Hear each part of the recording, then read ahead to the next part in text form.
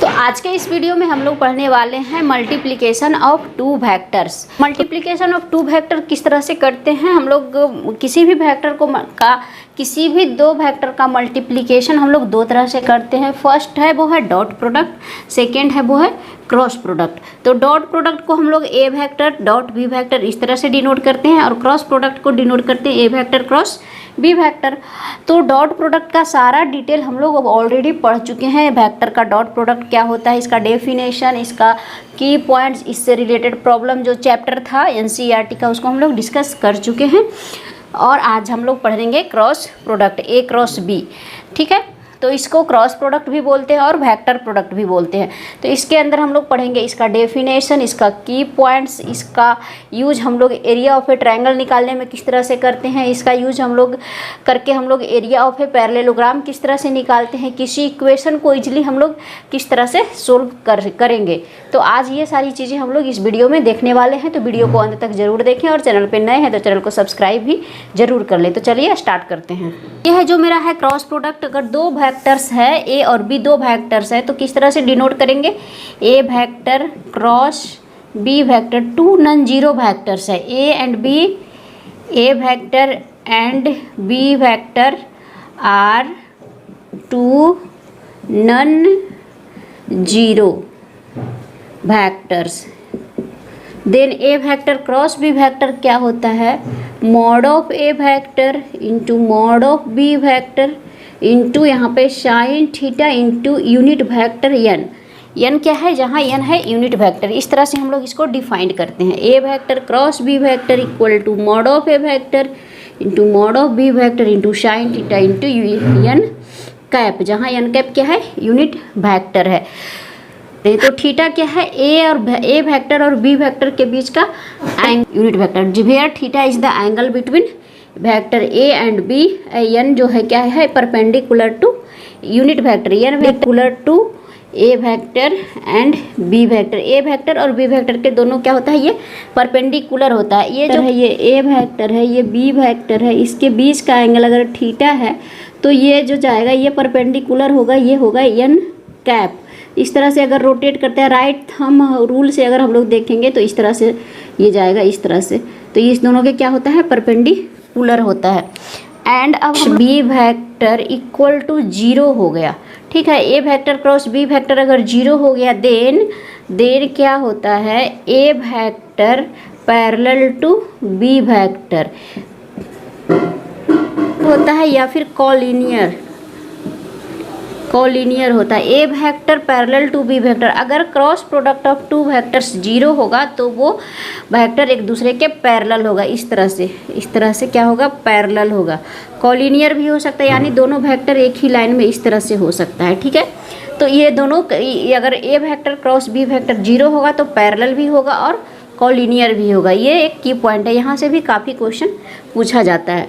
अब हम लोग देख लेते हैं एक तीसरा होता है जो वेक्टर प्रोडक्ट होता है वो कम्यूटेटिव नहीं होता है। That means A vector cross B vector equal to minus B vector cross A vector होता है। ये काफ़ी इंपॉर्टेंट प्रॉपर्टी है। ए डॉट प्रोडक्ट में हम लोग क्या देखे थे, a vector dot b vector equal to b vector dot a vector होता है। ये कम्यूटेटिव प्रॉपर्टी को फॉलो करता है, बट क्रॉस प्रोडक्ट जो होता है वो कम्यूटेटिव प्रॉपर्टी को फॉलो नहीं करता। A vector cross B vector equal to minus B vector cross A vector होता है। ये काफ़ी इंपॉर्टेंट है।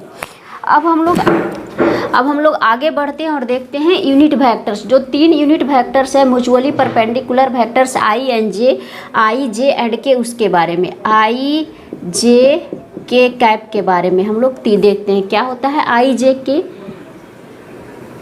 इस तरह से रहता था, इधर रहता था आई कैप, इधर जे कैप, इधर के cap.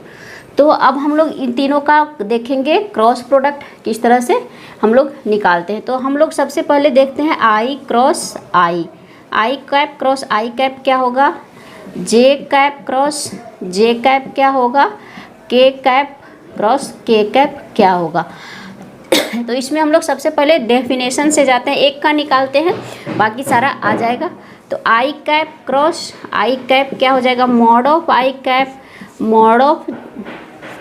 Mod of I cap into sine theta into unit vector n। ये जो डेफिनेशन है यहाँ से आ गए। अब ये 1 हो गया, ये 1 हो गया, ये दोनों के बीच का angle i cross i, i के बीच का एंगल क्या हो गया 0 डिग्री, साइन 0 0, तो ये टोटल क्या हो गया 0। तो इस तरह से ये 0 आता है, i cap cross i cap equal to 0। तो उसी तरह से j cap cross j cap equal to 0, k cap cross k cap equal to 0। तो यहाँ से क्या निकल के आया, यहाँ से निकल के आया ये क्या हम लोग किस तरह से याद रखेंगे, जब कोई यूनिट वेक्टर आई, जब आई खुद क्रॉस आई के साथ क्या होगा 0, जे खुद जे के साथ क्या होगा 0, के वेक्टर खुद के वेक्टर के साथ क्या होगा 0 होगा। ये हम लोग याद रखेंगे, i cross i equal to 0, j cross J equal to 0 and k cross के इक्वल टू 0। ये चीज़ हम लोगों को याद रखना है। यहाँ से काफ़ी प्रॉब्लम पूछा जाता है। अब हम लोग देख लेते हैं इसका अलग अलग, आई क्रॉस अगर हम लोग को निकालना हो आई क्रॉस जे तो किस तरह से निकालेंगे, जे क्रॉस के निकालना हो तो किस तरह से निकालेंगे, और के क्रॉस आई निकालना हो तो किस तरह से हम लोग निकालेंगे। तो इसके लिए भी हम लोग यही चीज़ अप्लाई करेंगे। सबसे पहले हम लोग देख लेते हैं आई क्रॉस जे, एक देखेंगे तो सारा हम लोगों को निकल जाएगा। तो आई क्रॉस जे क्या डेफिनेशन से जाएंगे तो mod of I vector mod of J vector into sine theta into unit vector, यानी ये जो है बेसिक डेफिनेशन है इसका 1 इंटू 1 साइन थीटा, दोनों के बीच का एंगल आई और जे के बीच का एंगल 90 डिग्री, तो ये भी 1 एंड यूनिट वेक्टर n। ये क्या होता है इस तरह से अगर जा रहा है तो ये दोनों वेक्टर जो परपेंडिकुलर वेक्टर होता है, ये क्या n जो होता है वो i और j के क्या है परपेंडिकुलर है। तो यहाँ पे जो परपेंडिकुलर है वो क्या है k वेक्टर है, इसीलिए हम लोग यहाँ पे k कैप लिखते हैं। तो क्या हो गया ये k कैप।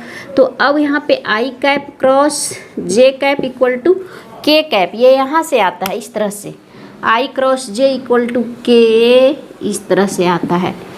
तो इसी तरह से हम लोग अगर देख लेते हैं J vector cross K vector equal to क्या हो जाएगा I vector, K vector cross I vector equal to हो जाएगा जे वेक्टर। ये तीन ये काफ़ी इम्पोर्टेंट है, इसको हम लोगों को गेट बाय हार्ट रखना है, याद रखना है।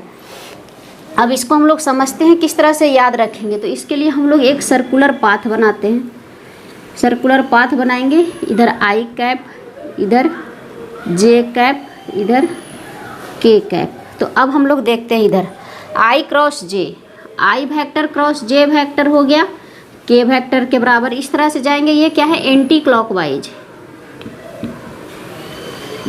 एंटी क्लॉक में जाएंगे तो पॉजिटिव लेंगे, आई क्रॉस जे के, जे क्रॉस के लेंगे तो आई एंड के क्रॉस आई लेंगे तो जे, यानी तीनों क्या चल रहा है एक सर्कुलर पाथ पे रोटेट कर रहा है आई जे के।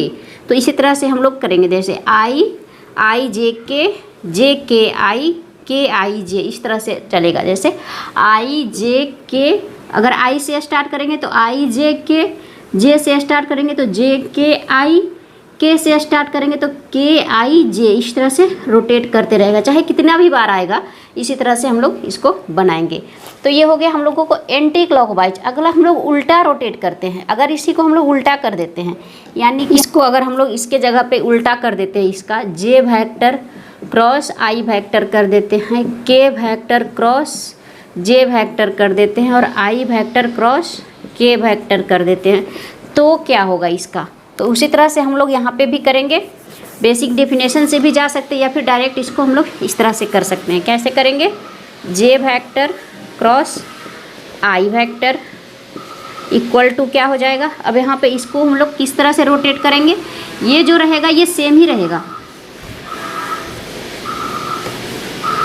यहाँ एक सर्कुलर पाथ बनाते हैं, ये आई कैप, जे कैप, के कैप। अब हम लोगों को जे क्रॉस आई करना है, मतलब इस डायरेक्शन में मूव कर रहे हैं, जे क्रॉस आई क्लॉकवाइज। तो क्लॉकवाइज एंगल क्या होता है निगेटिव, तो सिंपल यहाँ पे क्या लिखेंगे माइनस के कैप, जे क्रॉस आई माइनस के कैप। अब हो जाएगा के वेक्टर क्रॉस जे वेक्टर, अब होगा के वेक्टर क्रॉस जे वेक्टर, तो ये क्या हो जाएगा minus I cap and I cap cross k cap, I cap cross k cap तो माइनस जे कैप। ये हम लोगों को भी याद रखना है। ये हम लोग किस मूव डायरेक्शन में, अगर इस डायरेक्शन क्लॉकवाइज डायरेक्शन में रोटेट कर रहे हैं तो निगेटिव लेंगे किसी का भी। अगर हम लोग यहाँ पे भी आई से स्टार्ट करते हैं तो आई क्रॉस के equal to minus J, K cross J equal to minus I, J cross के इक्वल टू माइनस के। तो इस तरह से अगर हम लोग रोटेट करेंगे तो निगेटिव में जाएंगे, अगर इस तरह से रोटेट करेंगे तो हम लोग पॉजिटिव लेंगे। तो ये था आज का। नेक्स्ट वीडियो में हम लोग देखेंगे हम लोग वेक्टर का क्रॉस प्रोडक्ट यूज करके ट्रायंगल का एरिया कैसे निकालेंगे और पैरेललोग्राम का एरिया किस तरह से निकालेंगे। तो आज के वीडियो में बस इतना ही। नेक्स्ट वीडियो में हम लोग इससे रिलेटेड कुछ और चीज़ें देखेंगे, पैरेललोग्राम और ट्रायंगल का एरिया हम लोग किस तरह से निकालेंगे। तो अगर वीडियो अच्छा लगा है तो वीडियो को लाइक कर दीजिए, चैनल पर नए हैं तो सब्सक्राइब जरूर कर लें।